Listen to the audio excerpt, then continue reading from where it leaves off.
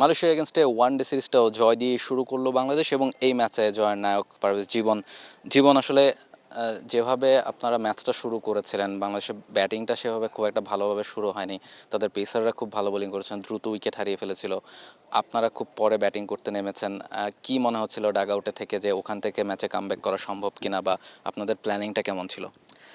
না, দেখেন যে আমাদের ফার্স্টে সবাই মানে কয়েকজন ফেল করেছে, বাট আমাদের সবার ভিতরেই এটাই বিশ্বাস ছিল যে আমরা কেউ না কেউ আমরা খেলবো।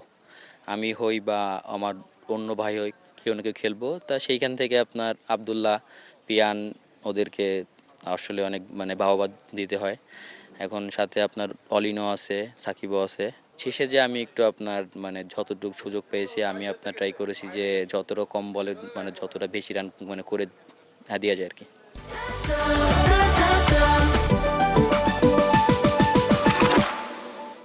কি মনে হয় কাজটা কতটা কঠিন? আপনি যখন 8 নম্বরে ব্যাটিং করতে নামবেন, খুব বেশি বল বাকি নেই, 10-12টা বল পাবেন, সেখান থেকে টিমের এক্সপেকটেশন থাকে যে যত বেশি রান তোলা সম্ভব। আহ, সেই এক্সপেকটেশনটা মিটিয়ে যেভাবে আপনি ব্যাটিংটা করলেন, একটা রীতিমতো ঝড় তুলেছিলেন। সো আপনার কেমন ফিল হয়েছে? না, আমি যেহেতু করতে পারছি, আমি টিমকে একটা ভালো একটা উপহার দিতে পারছি, সেটা আমার সেটা তো আপনার সবার কাছেই ভালো লাগে, এটা আমার কাছে অনেক ভালো লাগছে।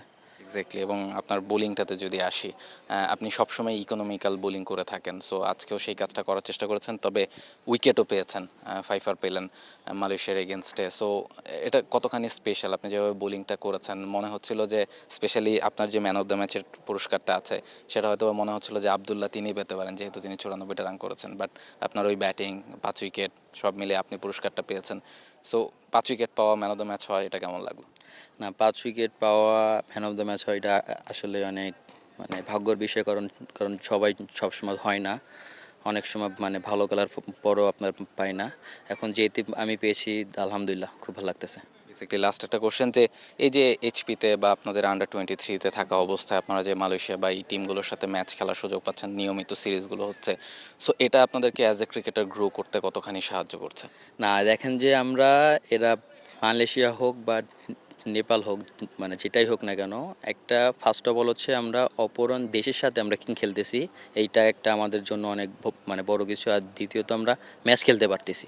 তা এটা যত বেশি আমাদের জন্য হবে, আর আমার কাছে আমাদের মনে হয় যে প্রত্যেকটা প্লেয়ারের জন্য অনেক ভালো হবে। For more updates, subscribe to our YouTube channel and click on the bell icon. Follow us on Facebook and Instagram. Download T Sports app to enjoy exciting games and highlights. Visit tsports.com.